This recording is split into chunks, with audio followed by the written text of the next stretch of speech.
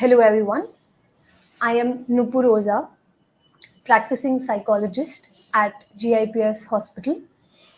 First of all, before starting the webinar, I would like to wish all of you a very happy World Mental Health Day.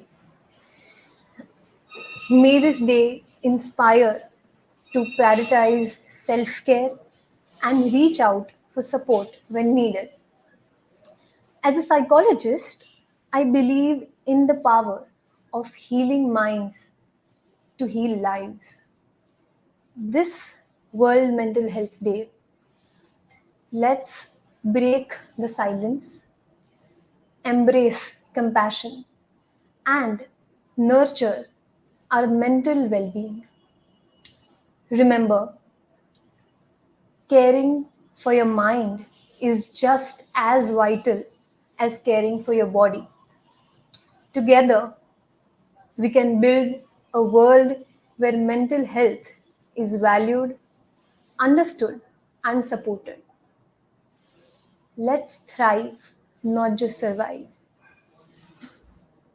Let's continue to foster a community where mental health is nurtured and valued.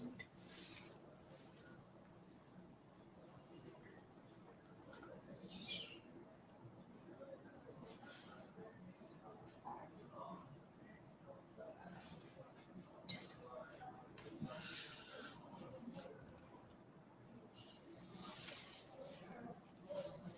um, Today, we will be discussing about a topic which is extremely intriguing: health psychology. What is health psychology?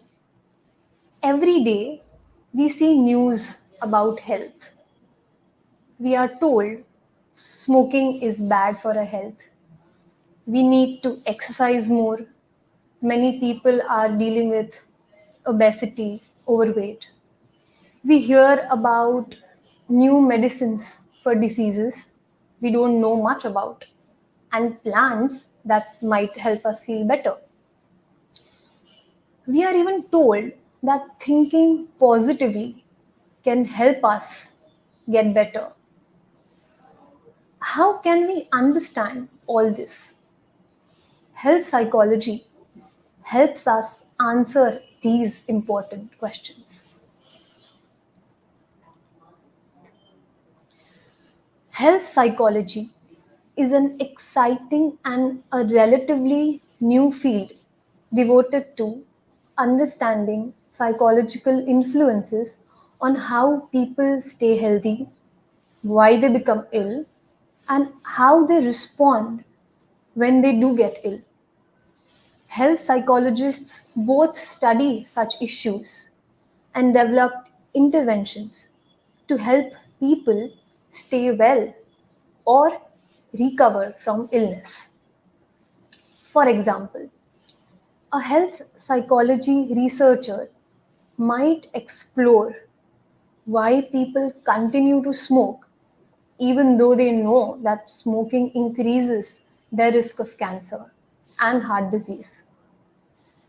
Understanding this poor health habit leads to interventions to help people stop smoking. In 1978, with the establishment of Division 38 of American Psychological Association, the field of health psychology officially began. Health psychology is the branch of psychology that concerns individual behaviors and lifestyles affecting a person's physical health. Health psychology includes psychology's contributions to the enhancement of health, prevention and treatment of disease, identification of health risk factors, the improvement of healthcare system, and the shaping of public opinion with regard to health. More specifically, it involves the application of psychological principles to physical health areas such as controlling cholesterol, managing stress, alleviating pain, stopping smoking, and moderating other risky behaviors, as well as encouraging regular exercise. Now, the definition of health according to World Health Organization. WHO defines health as a complete state of physical, mental, and social well being, and not merely the absence of disease or infirmity. This definition is at the core of health psychologists' conception of health. Rather than defining health as the absence of illness, health is recognized to be an achievement involving balance among physical, mental, and social well being. Feeling good is more than not feeling bad, and research in neuroscience has confirmed the difference. The human brain responds in distinctly different patterns to positive feelings and negative feelings. Furthermore, this broader definition of health can account for the importance of preventive behavior in physical health. For example, a healthy person is not merely somebody without current disease or disability, but also somebody who behaves in a way that is likely to maintain that state in the future. Biopsychosocial model. An alternative model of health exists now, one that advocates a holistic approach to medicine. This holistic model considers social, psychological, physiological, and even spiritual aspects of a person's health. An alternative model must have the power of the old model plus the ability to solve the problems that the old model has failed to solve. So this alternative model of biopsychosocial model is very important. This model holds that many diseases result from a combination of factors such as genetics, physiology, personal control, stress, compliance, poverty, personality, ethnic background, and cultural beliefs. According to the biopsychosocial view, health is much more than the absence of disease. A person who has no disease condition is not sick, but this person may not be healthy either. The biopsychosocial model accepts that psychological and emotional factors contribute to the physical health problems. This notion is not new, as Socrates and Hippocrates proposed the similar ideas. The search to tie emotional causes to illness drew from Walter Cannon's observation in 1932 that physiological changes accompany emotion. Cannon's research demonstrated that emotions can cause physiological changes that are capable of causing a disease. Now, from this finding, Helen Dunbar developed the notion that habitual responses, which people exhibit as a part of their personalities, relate to specific diseases. In other words, Dunbar hypothesized a relationship between a personality type and disease. A little later, Franz Alexander, a one time follower of Freud, began to see emotional conflicts as a precursor to certain diseases. These views led others to see a range of specific illnesses as psychosomatic. Health psychology is becoming recognized within medical schools, schools of public health, universities, hospitals, and health psychologists work within all these settings. However, their training occurs within psychology. Health psychologists are psychologists first and specialists in health second. But the training in health is extensive. People who pursue research in health psychology must learn topics, theories, and methods of health psychology research. Health psychologists who provide clinical care must be known as clinical health psychologists, and they must learn clinical skills and how to practice as a part of healthcare team. Health psychologists usually complete the core courses required of all psychologists and then a program specializing in health psychology. Let us see a case vignette about a chronic pain and depression in a middle aged patient. John, a 52-year-old male, has been living with chronic lower pain for the past 5 years. Despite several medical interventions, including physical therapy, pain medications, and even minor surgery, his pain persists. Over time, John has become increasingly frustrated and withdrawn. He has stopped engaging in social activities, feels demotivated at work, and has difficulty sleeping. His doctor notices that he appears more anxious and downcast during recent appointments. Then John is referred to a health psychologist by his primary care physician to address his mental health concerns, as it is believed his chronic pain and emotional state might be interacting. Now, let us see this same case from a health psychology perspective. Chronic pain often has a significant psychological component. Health psychology focuses on the interplay between physical health and psychological well being using the biopsychosocial approaches to treatment. Now, from a health psychology perspective, John's chronic pain can be exacerbated by emotional stress, while his depression and anxiety can lower his pain tolerance, creating a vicious cycle. Psychological assessment, pain catastrophizing.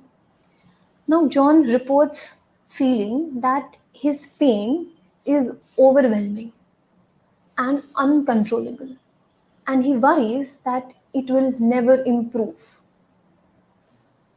If we talk about the fear avoidance beliefs, John has stopped exercising and engaging in activities he previously enjoyed out of fear that they will worsen his pain. Depression and anxiety. John expresses hopelessness about his condition. He feels fatigued and has a low mood most of the days. He reports difficulty focusing at work and feels socially isolated. What could be the intervention plan for John? Let us start with the cognitive behavioral therapy, CBT, for pain management. So we can help John reframe his thinking around pain, challenge the negative beliefs, and reduce the pain catastrophizing. Now, what strategy can we use here? We can teach John to identify and challenge the automatic negative thoughts, such as my pain will never get better or I'll always be like this. The outcome would be that by reframing thoughts, John could reduce the emotional burden of pain, improving his mood and functioning. The goal would be to encourage John to re engage with enjoyable activities despite his pain. This can help combat depression and improve his mood. Strategy would be that gradual exposure to activities. As it was mentioned that John used to enjoy like walking, some light exercise. So that can be, started to reduce the fear avoidance behavior. The outcome would be that John begins to feel more in control of his pain and experiences in mood. Psychoeducation, we can provide John with information about the mind body connection, explaining how psychological stress can worsen the pain. We can help John understand the interaction between pain and emotions, as well as empower him to manage his symptoms more effectively. And the outcome would be like reduced stress and better coping strategies. Now, let us discuss an important topic related to health psychology, adhering to healthy behavior. What is adherence? We define adherence as a person's ability and willingness to follow recommended health practices.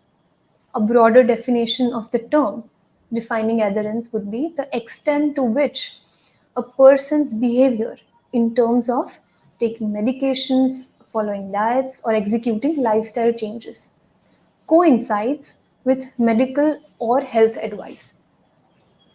In addition, adherence includes making and keeping periodic medical and dental appointments, engaging in other behaviors that are consistent with the best health advice available. Adherence is a complex concept with people being adherent in one situation and non adherent in another. Barriers to adherence. Patients may have financial or practical problems in making and keeping appointments and in filling, taking, and refilling the prescriptions. Patients may reject the prescribed regimen as being too difficult, time consuming, expensive, or not adequately effective. Patients may stop taking medication when their symptoms disappear. Paradoxically, others stop because they fail to feel better or begin to feel worse, leading them to believe that the medication is useless. Still, others, in squirrel like fashion, save a few pills for the next time they get sick. Now, how to improve adherence? The methods for improving adherence can generally be divided into educational and behavioral strategies. Educational procedures are those that impart information, sometimes in an emotion arousing manner, designed to frighten the non adherent patient into becoming adherent. Included with educational strategies like health education messages, individual patient counseling with various professional healthcare providers, program instruction, demonstrations, lectures, and individual counseling accompanied by written instructions. Educational methods may increase patients' knowledge, but Behavioral approaches offer a more effective way of enhancing adherence. People, it seems, do not misbehave because they do not know better, but because adherent behavior, for a variety of reasons, is less appealing. Behavioral strategies focus more directly on changing the behaviors involved in compliance. They include a wide variety of techniques such as notifying patients of upcoming appointments, simplifying the medical schedules, providing cues to prompt taking medications, monitoring and rewarding patients' compliant behaviors, and shaping people toward self monitoring and self care. Becoming healthier. You can improve your health by following sound health related advice. Here are some things you can do to make adherence pay off. Adopt an overall healthy lifestyle, one that includes not smoking, using alcohol in moderation or not at all, eating a diet high in fiber and low in fats, getting an optimum amount of regular physical activity, and incorporating safety in your life. Another important person interested in your health is your spouse, parent, friend, or sibling. Enlist the support of a significant person or persons in your life. High levels of social support improve one's rate of adherence. Remember that some recommendations, such as beginning a regular exercise program, should be adopted gradually. If you do too much exercise on the first day, you will not feel like exercising again the next day. Reward yourself for following your good health practices. If you faithfully followed your diet for a day or week, do something nice for yourself. So, this webinar explored the influence of psychological factors on physical health through the biopsychosocial model. Topics covered included behavior change, stress management, the role of psychological interventions like cognitive behavioral therapy in managing chronic illnesses, the importance of health promotion, preventive care, and patient education to reduce the impact of diseases. Through examples, we learned how psychological strategies can help improve patient outcomes, especially in lifestyle diseases and mental health. Thank you so much.